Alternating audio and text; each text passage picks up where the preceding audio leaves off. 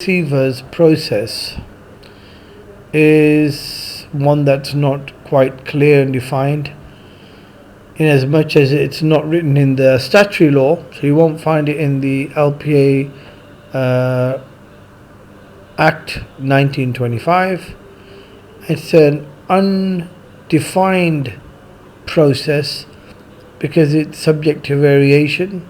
Each lender bank will have its own process, but generally there is a process that they need to follow, and that is that the LPA receiver is required to first give proof of appointment.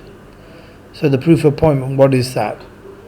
The proof of appointment of an LPA receiver is the deed that the lender bank, the mortgagee, issues to the nominated LPA receiver.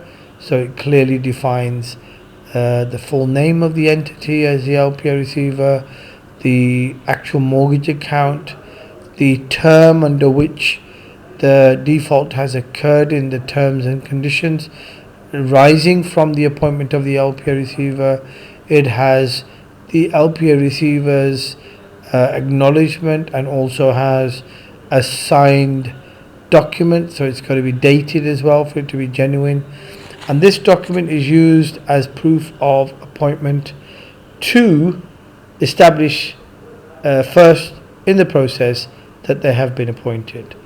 Now, normally the appointment is prior to or post a notice of demand being issued by the bank.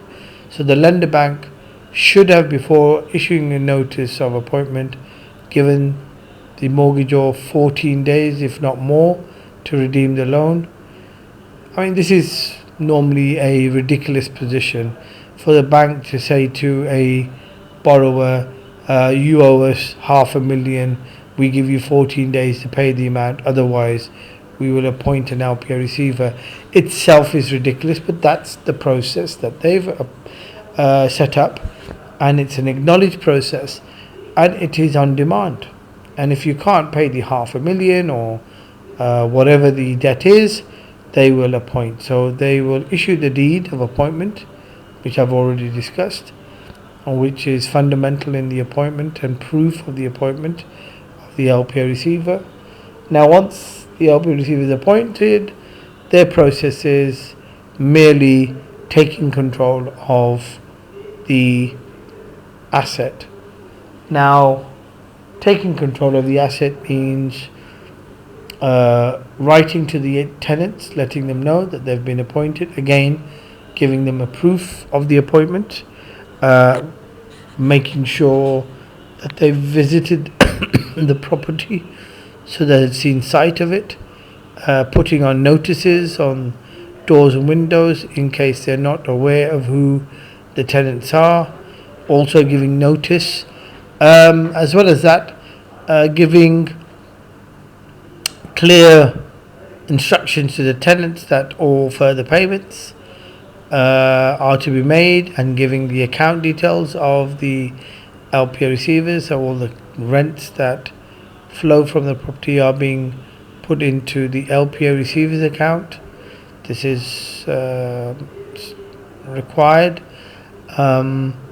Then going through checking all the legal certifications like the gas safety certificate, the efficiency performance, energy performance certificate, and any other certificates that are required by law in terms of the upkeep and the security of the asset.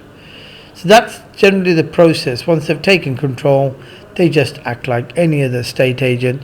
They ensure standing orders are set up by the tenants to pay their rentals, to issue them proper notices in case they are vacating or asking the tenants to leave because the bank wishes the asset to be sold. In cases where the tenants aren't paying, issuing them the statutory notices before seeking a court order. But in general position, the process after proof of appointment and issuing a demand notice by the lender bank is that the LPA receiver basically methodically takes control of the asset and is now in the position to either continue managing the rental incomes and paying the monies across to the lender banks, or preparing the property for sale. It's very rare you'll find the LPA receivers being given money to spend, so you won't normally find an LPA receiver appointment accompanying a budget for spend. In cases where properties are dilapidated or they have to be repaired, or there's a lot of work to be done, they will normally go for either holding the asset waiting for the market to recover, which obviously it's not going to, or they will be given instructions to sell at the best possible price. So that's normally the process that the LPA receivers have to follow when they are appointed.